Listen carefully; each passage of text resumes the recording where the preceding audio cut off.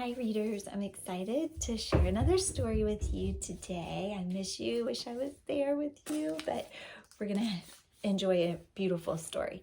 The story today is called Go Show the World, a Celebration of Indigenous Heroes by Wab Kinew and illustrated by Joe Morse. The pictures and the words in this book are just beautiful. And we're going to be reading this book because we're going to be looking for figurative language. And figurative language is when an author writes words and kind of dresses them up. They may sound different than what they mean. And so I want to give you a couple examples of what I'm talking about.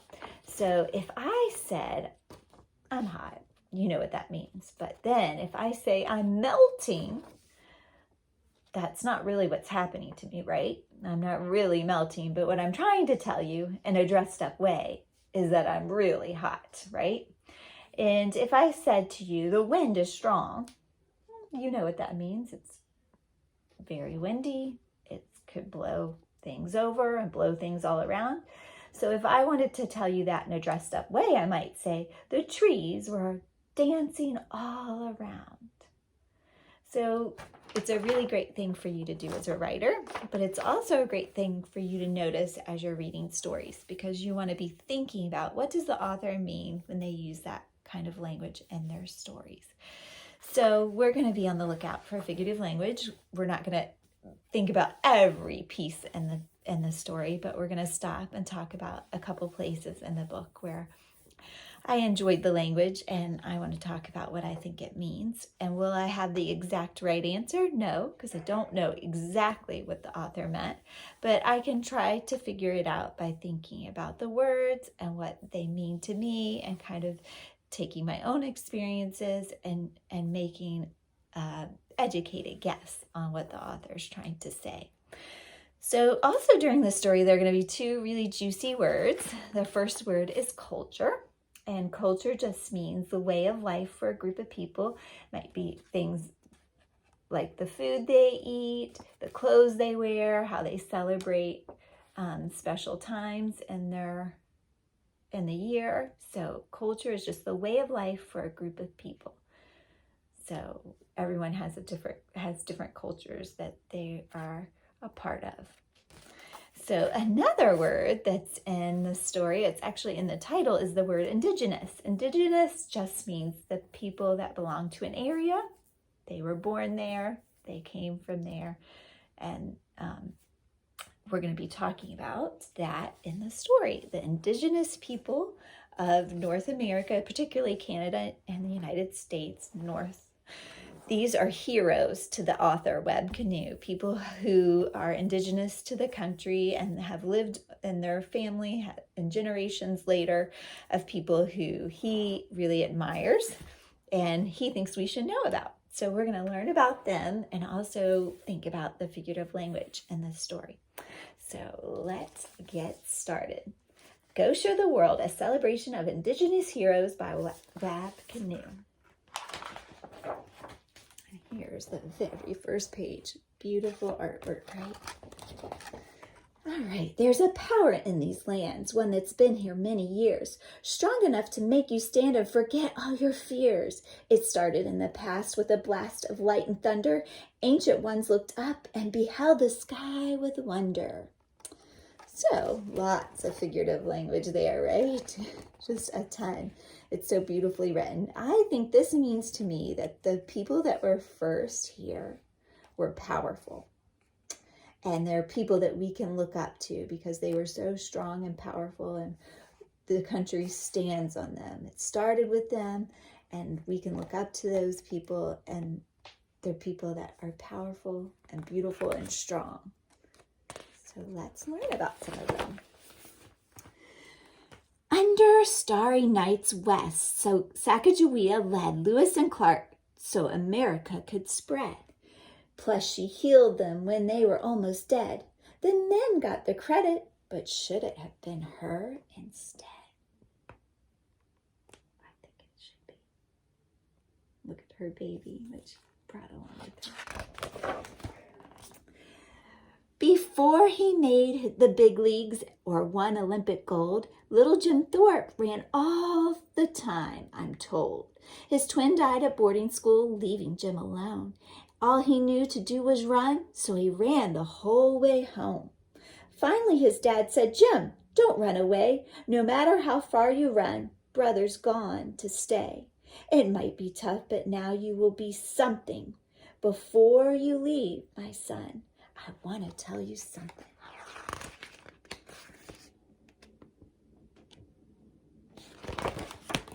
You're a person who matters. Yes, it's true. Now go show the world what a person who matters can do.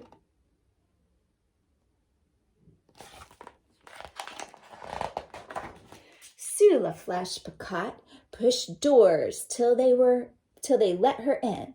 They may have called her too dark or even too feminine, but she kept working hard, even as they mocked her, till she earned a name that stuck. Now they call her Doctor. So I heard a lot of figurative language throughout the book, but this part made me think here, like, she didn't really push doors down, right? Push doors till they let her in. She didn't really do that. She didn't stay at someone's door and push and push and push. What that means is she never gave up. She worked hard and she proved that she was a doctor and that she could be that what she said mattered and that she knew what she was doing. And certainly people began to notice in the end and called her doctor too. In a foster home, Beatrice Heart Reigned Free wrote a book about her life and called it April Rain Tree. So a famous author. You need to stand strong to be Pagamaga Bo, who fought for freedom abroad and right here at home.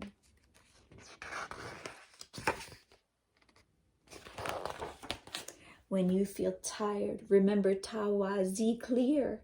She walked a sad trail, but shed no tear.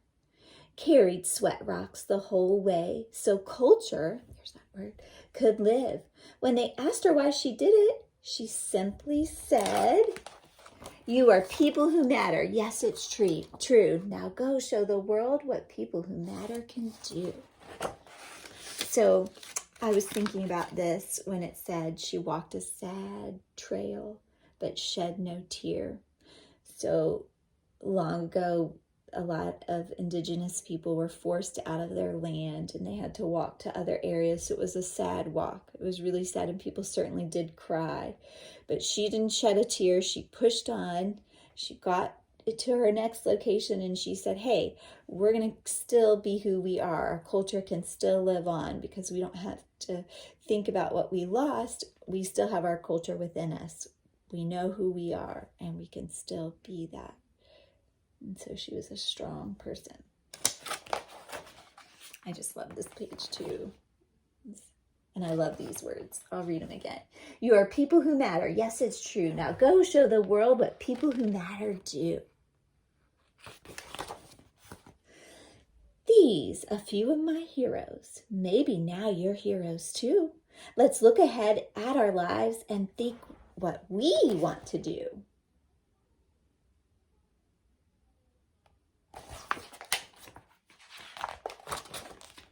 Maybe be a doctor or movie star. It might happen.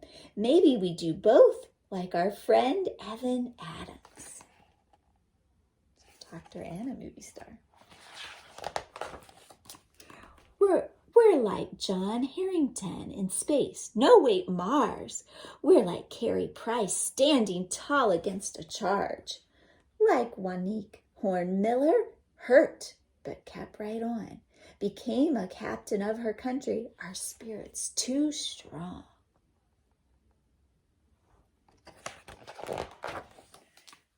Takum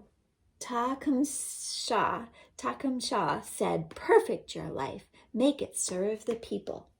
Crazy Horse lived free, his spirit like an eagle. What do you think it means that his spirit was like an eagle? What do you think of when you think of an eagle? Do you think of someone who's strong? Yeah, eagles are the biggest bird, right? They're strong, they're powerful. So his spirit within him must be who he is. I think he is strong and powerful. And I know that these two men were warriors. Nat No Kwa was a woman, like most, a true warrior, strong and independent, fierce as any man before her.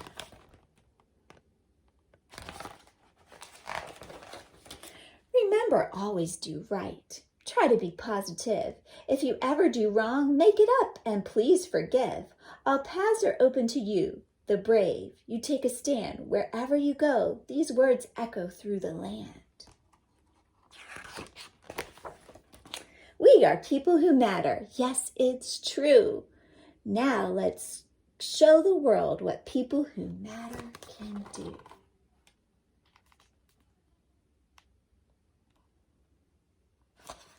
So even at the end there, were the words echoing over and over again? Was that really happening? Do we hear the words, go show the world what you can do, you matter?